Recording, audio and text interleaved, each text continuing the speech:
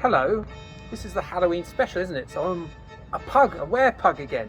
I'm just going to go and visit my parents. They're from Halloween Town, which is about the same place, basically, where they set the game which we're going to be playing today. So anyway, let's go and meet them. Follow me.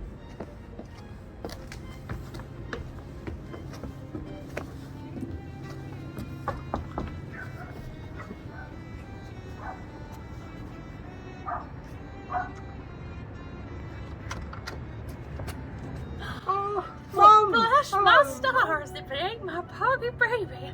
That's my mum. She likes carrots. Hey, baby. Come on in. It's Daddy. I thought I heard him bark a minute. He is here. Oh, Mum. It'd be nice to come and see him. Here he is, son. That's my dad, that is. He's a werewolf, you see. And Sure is. they met together in Halloween Town, which she was actually a swamp siren. So what that means is she's like a siren, but her vagina smells a bit like rotted vegetation. Hey, it was love at first sight. That's what I say. Anyway, let's go in. So people do think it's a bit weird, but sometimes my dad sits on my lap naked. With that kind of family, we're quite free and easy, aren't we, Mum? Of course. How do you think I got him in the first place? They love each other very much. So yes, let's look at this, a video game based around Halloween. You know, the reason why we're here, not for stupid sketches in a pug mask. Let's talk about Tim Burton's Nightmare Before Christmas, The Pumpkin King. Well, that's a lengthy title, isn't it? It was produced by Buena Vista Games and developed by Toze and released in autumn 2005. It's a sister title to the Nightmare Before Christmas Oogie's Revenge for PlayStation 2 and Xbox. The two games act as bookends for the movie itself, with the Game Boy Advance title being the prequel and Oogie's Revenge on the Xbox and PlayStation 2 being the sequel to the movie. That movie in question is The Nightmare Before Christmas, a stop-motion animated musical conceived and produced by famous arty goth and hairbrush avoider Tim Burton. It wasn't directed by Burton, which is a common misconception, because it was instead directed by Henry Selick, who would go on to do James and the Giant Peach, Coraline, and Netflix's Wendell and Wild. A Nightmare Before Christmas told the story of Jack Skellington, the Pumpkin King in question, a showman who hypes up the denizens of Halloween Town for their celebrations on October the 31st. Jack has grown a little bit bored of his spooky celebrations, and then he stumbles across a door that teleports him to Christmas Town. After becoming enamoured with the holiday, Jack and his chums kidnap Santa Claus and take over that particular holiday itself, that being Christmas. Santa Claus ends up in the clutches of his nemesis, Oogie Boogie, while Christmas, with a spooky tint to it, proves to be about as popular as a dog that's been rolling around in sewage and then entered a white living room. Don't worry, it all ends well with Jack correcting all his foolish errors and sorting it all out, because that's what happens in kids' films. It's not really a spoiler, but don't think that knowing that ending means you shouldn't bother watching it, because the movie is great. A timeless classic full of wonderful animation, excellent songs, and is a captivating tale for all ages from start to finish. Originally, the movie was going to be released by Disney, but ended up being distributed by their adult label, which was Touchstone Pictures, due to the studio thinking it would be too dark and too scary for kids. From its $24 million budget, it made $91.5 million, making it a bit of a sleeper hit. And you know what? They've made more money from it since. There's merchandising for it everywhere, still released to this day, usually purchased by big titty goth girls like me mum. Oh, Mum, you've got some Nightmare Before Christmas merchandise, haven't you? I sure do. Do you want me to go get it for you, Dad? Oh, please do, Mum. Of You're course. lovely. Thank you very much, Mum. Thank you. That's Mum, isn't it, Dad? Yes. Oh, let's have a look at that old family photo of you. Ah, yes. There he is, look. That's my dad, that is. You see that? There he is, and this is him in Halloween Town, where the game was set. And oh, I've never noticed this before.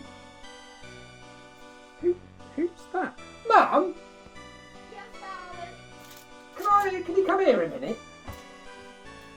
So I've seen this picture and I've never noticed this before. That looks a lot like me. Who's that? Yes, that's just my friend. Dad? You know who that is. I didn't mean it, son! I didn't mean it! Darling, it didn't mean nothing, I swear. I swear, please. Dad, you're not even my real dad, are you? All you do is sit there scratching yourself. Oh, I'm going to go and live with my real dad. What a... Oh, he's going with my real dad. Going back to the game we're reviewing here today, we've got a rather expansive Metroidvania title. Set a year before the events of the movie, and a bug infestation has forced the residents of Halloween Land to hide away in their homes. Jack must wander about helping the townsfolk in exchange for information, extra weapons and upgrades.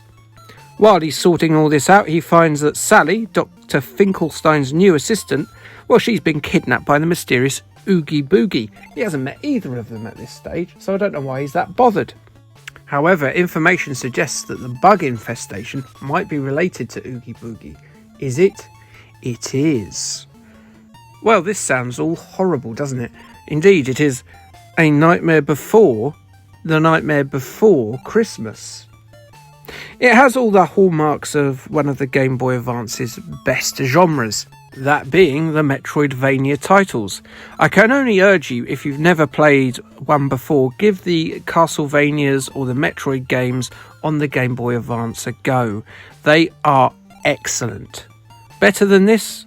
Oh yes, but this isn't without its charms, and the influence of those titles is unquestionable. The map is large and sprawling. Areas are inaccessible until later on in the game. When you've procured the correct weapon or upgrade, you can go back and access those areas.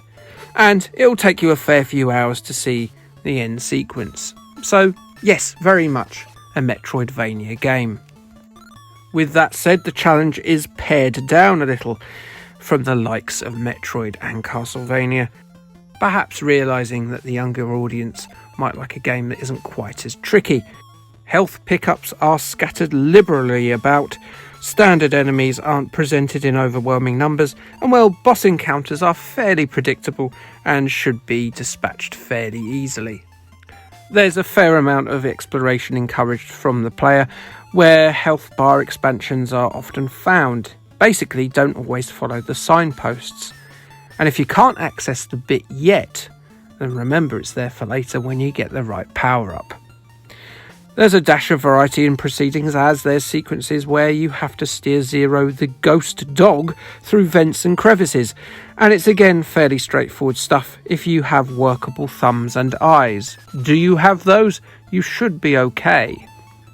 Graphically, it's got all the recognisable characters. Not my parents though, they should have been in this game surely.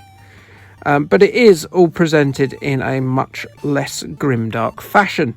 Colours are saturated and sort of animated similar to the stop motion movie, but visually it's not really kept the gothic vibe of that movie. Is the idea that it makes it more kid friendly, because I don't really think making a game brighter necessarily makes it more palatable to children. They could have used similar colours to that of the movie and still been okay. I don't think any children would start crying and clutching their pillows unable to sleep. I still think it looks fairly pretty, but it's a curious choice. Sound is where the game really lets us down a fair amount. For a movie which has such a wonderful soundtrack and score, the music in this one is very repetitive. There are some mini games you can play after you've unlocked them, but to be honest I wouldn't bother, they're not that good. I quite like the Pumpkin King in many respects. It's a later stage Game Boy Advance title, and it could have been all too easy to just do a bog standard platformer with the decade-old license. But there has been some thought and structure put into this. Really, that should be commended. It's far better than your average license game, and it deserves commendation for that. The low difficulty isn't a huge problem really, as it's sizable enough to while away a few hours, and I would say that it's a fun little distraction. I reckon, actually, it's probably a great little entry-level Metroidvania if you want to introduce your children or a younger person to the genre. Tim Burton's Nightmare Before Christmas, The Pumpkin King, isn't particularly original, but it is a good game. It's a solid enough title. Do give it a go. IGN said that it gives kids a solid Nightmare Before Christmas based adventure, even if it lacks a special zing that the unique license could have afforded it. They gave it a 6.5. Now, let's see how I am my Halloween special, eh? I bet it's gonna be a nightmare. Well,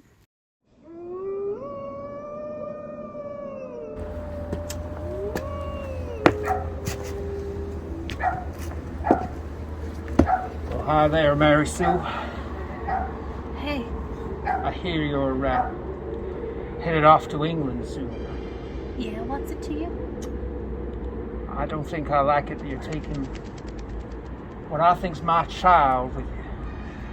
And I know with Billy Ray, I know he's going to be a fine husband, but I was kind of thinking that I might miss you, you know.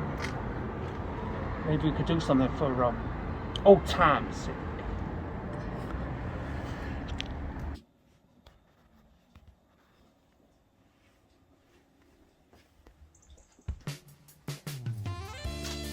Look at this one there.